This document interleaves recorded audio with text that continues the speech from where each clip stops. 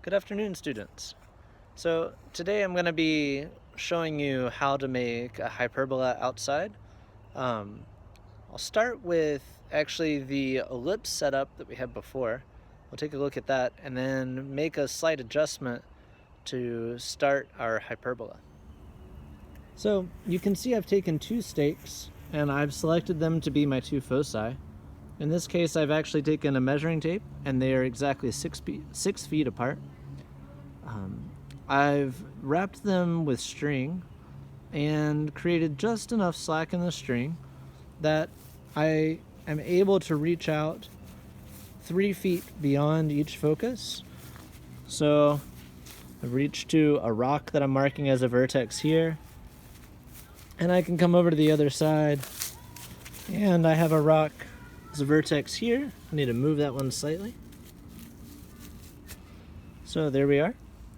And you can see this is one of the ways that I could form an ellipse.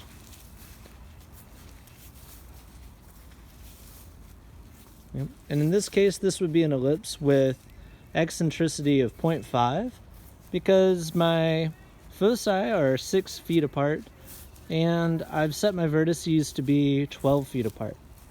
6 divided by 12 is 0.5. So that was how we were able to form an ellipse. As my finger moves around the string, I keep laying new points that would form my curve.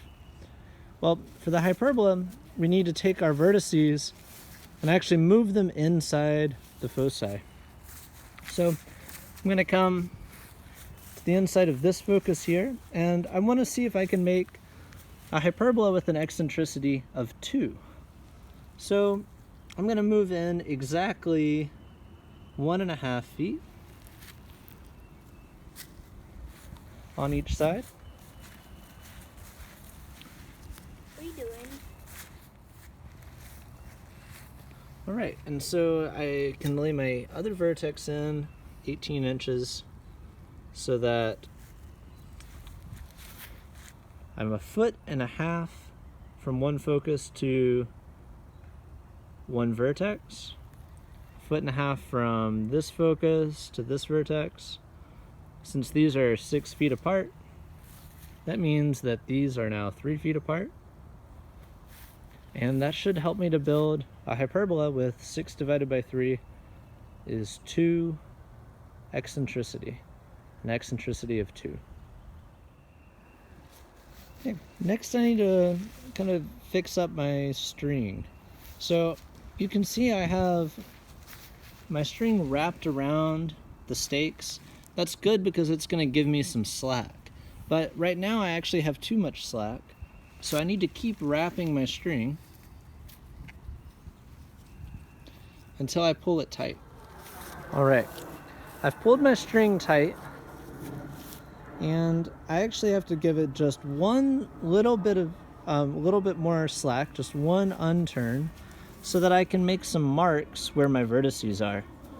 So this part takes a little bit of just guesswork and finesse, but I'm going to try to make a little knot right here on this vertex and make another knot right here on this vertex. Okay, now a more elegant solution might be tying a ribbon or something like that, so you don't need any slack, but I just need to mark where my vertices are, because this position on my string is going to mark out where I lay new points. So it's different than the ellipse. I'm not moving along the string. Instead, I'm actually moving the string itself. So we're ready to start that process. I'm going to start by giving my string some slack. Now, because my stakes are the same size, I'm going to do that just by the number of times I unwrap. So I unwrap once, twice. I need to unwrap twice from the other side. Once, twice. Okay. From here, I now have some slack. So you can see I've pulled away from my vertex to a new point right here. And it's at this point where I'm going to want to lay a mark. But that's not the only place I could go. I could also go to the other side and lay a mark here. And not only that, but I have the other side of my hyperbola. Got a mark here to make and a mark on this side. Okay, so you can see my rope is a little slack, but when I pull it tight, it reaches to this pine cone here. And it also reaches to this pine cone here. That's right where my loop is. And then I've got one on the other side that reaches to here, and one that reaches to here. So there's my 4 points. I'm ready to unravel again. So I'm gonna unravel twice. 1, 2. 1, 2. So I've extended the rope an equal amount on both sides, and I can find 4 new points. Right. So I've got my 4 new points. There's a pine cone, and there's the next one. On the other side, I've got one, and then the next one. And on this curve, there's my rock that's my vertex. Here is one pine cone, and there's the second one. And I've got 1, 2 on the other side.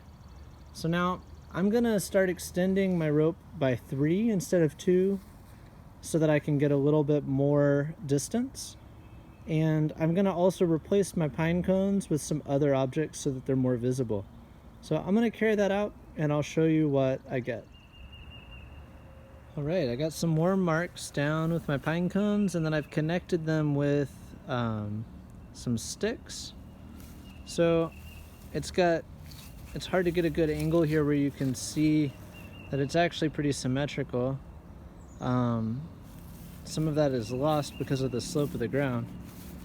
But you can see I've got I took my string back and connected it so you can witness the difference between this leg of the string and the other leg of the string is always 3 feet. It's always that same distance as the distance between this vertex and that one. And so I've got a really nice wide hyperbola started here. Because again, this is an eccentricity of 2, which is a very wide hyperbola.